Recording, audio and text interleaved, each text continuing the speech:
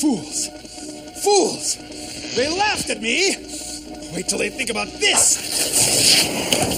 Ah! Wah! Wah! Bill Nye the Science Guy. Bill Nye the Science Guy. Bill Nye the Science Guy. Science rules. Bill Nye the Science Guy. Inertia is a property of matter. Bill Nye the Science Guy. T minus 7 seconds. Bill Nye the Science Guy. Bill Nye the Science Guy is brought to you by the brain.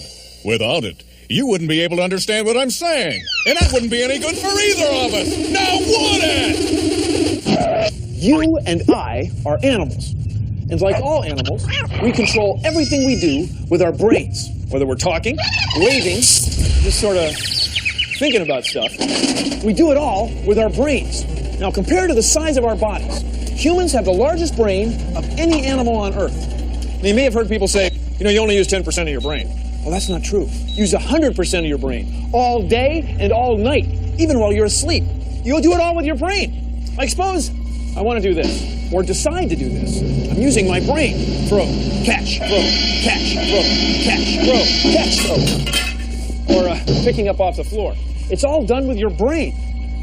Your brain is a group of special cells that can send tiny electrical signals all over your body through something called the central nervous system. It's a bundle of nerve cells that runs inside your spine and then branches out all over the place. Now, nerve cells are able to send tiny electrical signals with very small chemical changes. It's kind of wild. That's what happens every time you move or think. So let's say that... Hi, Ben. You... Me? Yeah, you asked me to paint a picture of a tree. Well, do it, man. Okay. I think about it, and I remember what a tree looks like.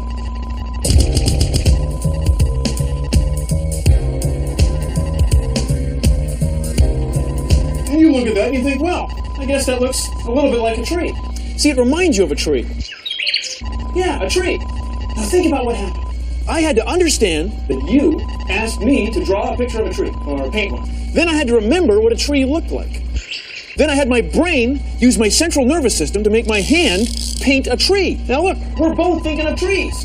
And that's just one image. That's just one tree. One piece of information. Just think about all the things that happen to you. Think about all the stuff that you can remember. All the things that you can plan. All the images that you keep in your head. Think of all the information you can store in here. It's wild. It's amazing. It's wild. Woo! Ah, ah. Have you ever made a great catch that surprised even you? Have you ever memorized a speech by repeating it over and over? Have you ever laughed when someone tickled you? You will. And the system that will be bringing it to you. You can measure your brain's reaction time. Just have someone drop a ruler between your fingers. 19 centimeters. Okay, it only takes like a split second for your eyes to send a message to your brain, and for your brain to think about what's happening long enough to tell your hand to pick up the ruler. So, the further the ruler falls, the slower your reaction time. Check it out, though. If you drop the ruler through your own fingers, you respond a lot faster. See, when you open your top hand, nerves carry a message from one hand to the bottom of your brain, which automatically tells your other hand to close. Since you don't have to see the ruler drop, your reaction time is much better. You try it. Okay. Ready? Mm-hmm. Stop, never mind.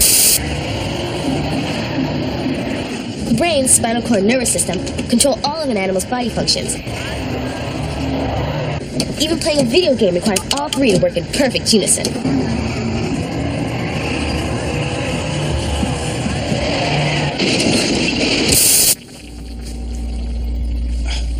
There was something I was going to say. It was right on the tip of my tongue. Oh, yeah. I was going to talk about memory. Scientists like to think of humans as having 4 types of memory. We have our short-term memory. That's where you say things over and over again so you remember them. Call Steve, call Steve, call...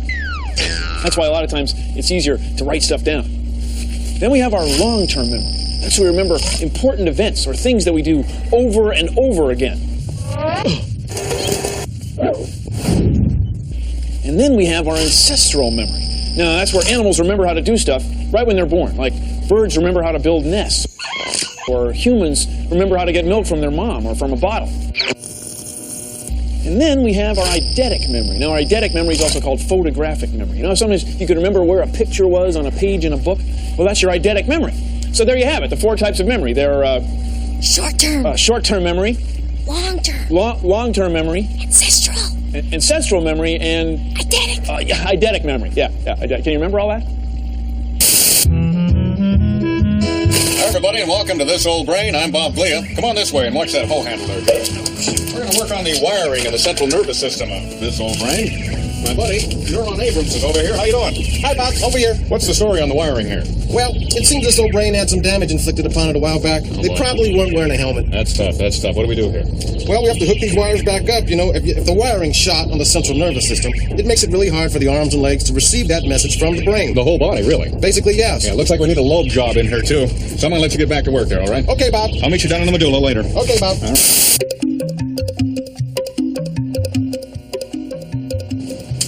Hi, I'm Charles Green, and I'm both a doctor and a brain scientist at the University of Washington. The brain is very complex, and each of the regions subserve a different function. When I'm out on the basketball court, I use the cerebellum, which is this part of the brain, to keep my balance when I'm running around opponents. When I wake up in the morning, I can smell my breakfast using this part of the brain, which is the olfactory cortex. The sensory motor cortex is this area here. It's not very well defined, but it's the part of the brain that allows us to move and to feel.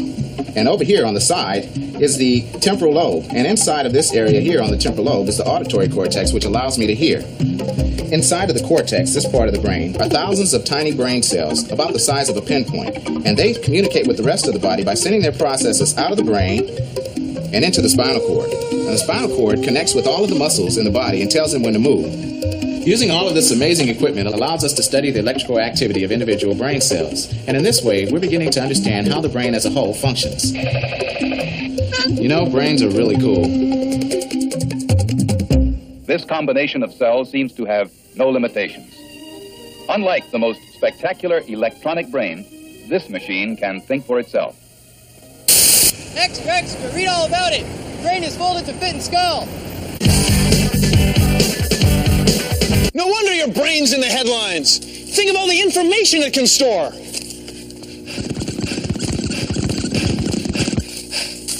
Think of your brain as a newspaper. It's folded. Just think of all the words, pictures, and ideas in here. They take up a lot less room when the newspaper is folded. You know, a newspaper has a lot of information. Just look at it all.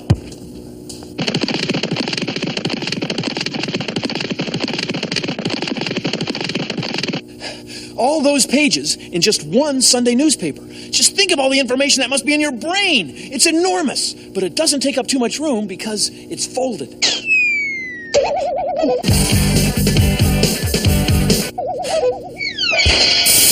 Hello, my name is Marty De Niron. I'm a filmmaker.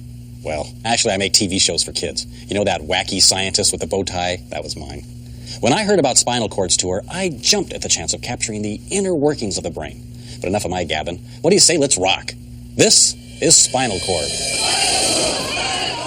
Nigel, where's Mick the drummer? We're about to go on. He's just exploded. Left a green residue lying on the drum kit. What do you mean he just exploded? How are we going to communicate with our fans? The spinal cord must remain intact if our music's to be relayed from our brains to the dancing bodies. Hey, it's all right. We'll just turn the amps up louder. But Nigel, they're already turned up to 10. Well, use your noodle. Turn them up to 11. That's one louder, isn't it? Come on. The skin of an orange and the rind of a melon protect the soft, squishy fruit inside. Your brain is protected, too, by thick, hard bone. But sometimes even your skull isn't enough protection. So use your head. Wear a helmet. Look, didn't even hurt it. Good as new. So, Bob, when the wiring gets really screwed up, watch this. Okay. What about if you did this one? Well, go ahead and try it. Okay, all right.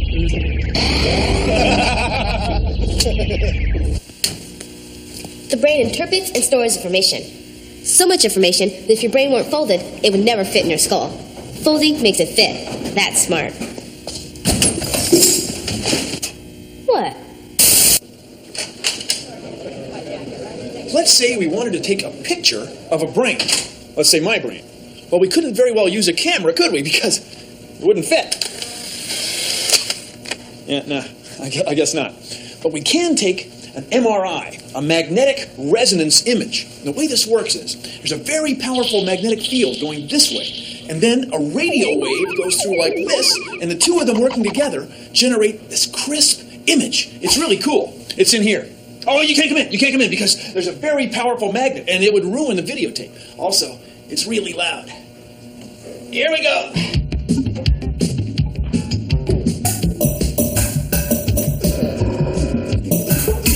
Looks like you did fine. They're coming up, and they're very nice and steady.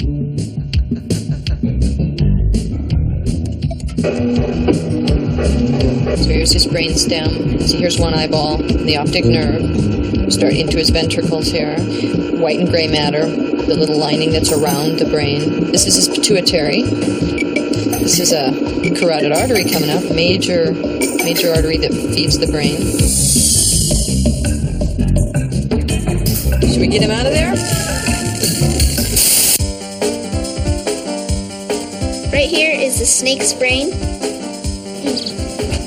This is a chicken brain. This is a rabbit's brain. This is a turtle brain, and these are its eyes. This is a human brain, just like the one that I have in my head, except mine's like the size of my fist. This part right here is where it connects down to your spine and it's like a bone. This is like around here is where the touch is and the motion is down below it.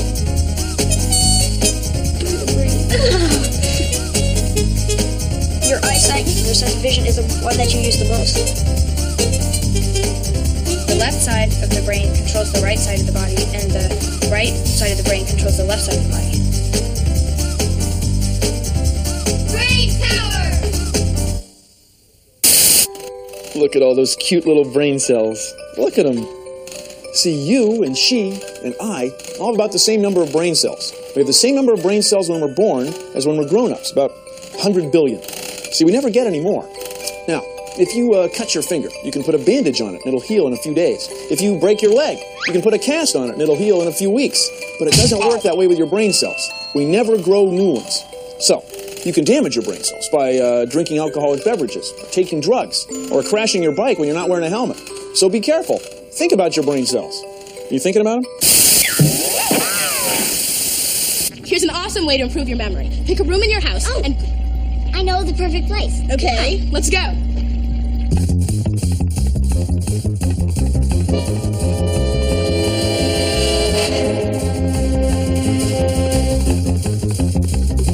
The prop room.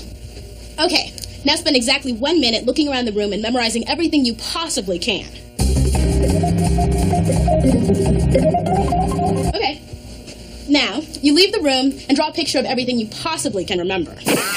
Ryan!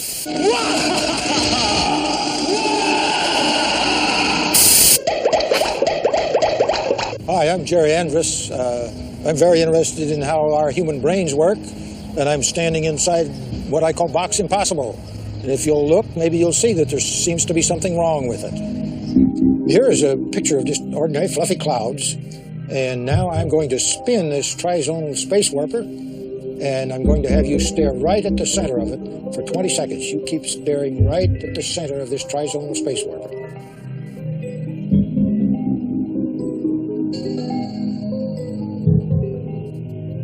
Now we're going to show you that still cloud picture again, and you'll see that it looks like it's boiling. There's nothing moving about it at all. It just looks like it's boiling because you've been staring at the space warper disk. Got it figured out yet? Here's another one. This represents two large brass nuts. When I move them, they look like they're moving independently. Now I have a straight tube here. I'm going to push this straight tube through this nut, and you'll see that it looks like it has to bend in the middle to go through the other one. You see, the straight tube looks like it's bent in order to go through the other one. Now here again, your wonderful brain has just shown you something different than what it really is. This is made out of plastic, and you are looking at the inside of this. Our wonderful brain interprets something different than it actually is, but it doesn't mean that it's made a mistake. It took the information it had and it did its best job. Here, watch this. Look, it's not a box at all. I was just standing in the corner of this framework, and you can see it has no resemblance to a box at all. And your wonderful brain interpreted that picture on your retina as a box. Now let's try this one and that one and all three of them at the same time. Let's try it and see what happens. All right.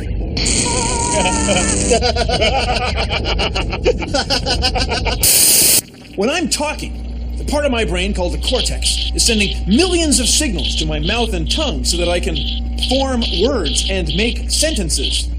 Also, this ballet dancer of science is sending millions of pieces of information all over his body so that he can plier and relever and jeter. Not bad. You know, your brain is as active when you're asleep as it is when you're awake. In fact, let's run a test right now. Yeah, little shut-eye. It's not bad. The Nobel Prize for the most scientific-like brain goes to that wacky science guy. Huh?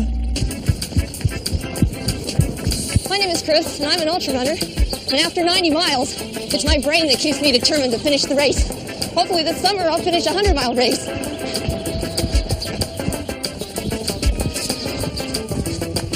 Running long distance is more of your brain than it is of your body. Once your body's in tune, you know it'll get you there. But your brain is the one that really gets you there. If you don't think you can do it, you can't do it. But if you think you can do anything.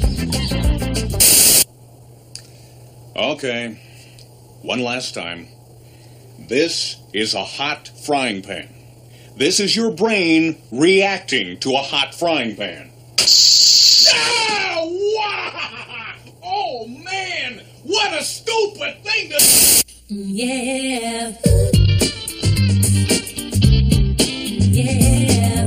What a brain, what a brain, what a brain, what a mighty good brain. Say it again now. What a brain, what a brain, what a brain, what a mighty good brain. It's a mighty, mighty good brain. What a brain, what a brain, what a brain, what a mighty good brain. Yes, it is now. What a brain, what a brain, what a brain, what a mighty good brain. I wanna take a minute right now while we have a law to talk about the great stuff that's inside your skull. It's the most important organ, and we know that it's true, cause it controls every function that your body can do. But your brain's not selfish and it ain't no jerk. It's got the spinal cord to help out with the work. And don't you be thinking that it's to the crew, cause the central nervous system's helping out too. Call it team brain. What a brain, what a brain, what a brain, what a mighty good brain. Say it again now. What a brain, what a brain, what a brain, what a mighty good brain. Oh yeah. When it comes to memory, your brain's no snob, cause storing information is a serious job. Long-term, short-term, ancestral, and eidetic. With 4 types of memory, it gets pretty hectic. Now's the time of the song where we say goodbye. Gotta make room for the big brain, Bill Nye. So pay close attention and use the refrain. Your most important organ is your mighty good brain. What a brain, what a brain, what a brain, what a mighty good brain. Say it again now. What a brain, what a brain, what a brain, what a mighty good brain. It's a mighty, mighty good brain. What a brain, what a brain, what a brain, what a mighty good brain. Yes, it is now. What a brain, what a brain, what a brain, what a mighty good brain. Everything looks okay. That's my brain. And that's our show. Thanks for watching. If you'll excuse me, I've got millions of synapses to forward and neurons to fire. See ya! Produced in association with the National Science Foundation. Science! Science! No, it's not science, it's science! Science! No, science! Use your cerebral cortex, which is connected to your neurons and all the other stuff inside your body going down your spinal cord via some ganglia or something like that. Science! No, science. Science? Science. This wiring shot, Bob. Watch what happens when you do this. How about if you hook that one up? Well, let's see what happens. Go ahead and give it a try. Okay. All right. Here we go. Oh,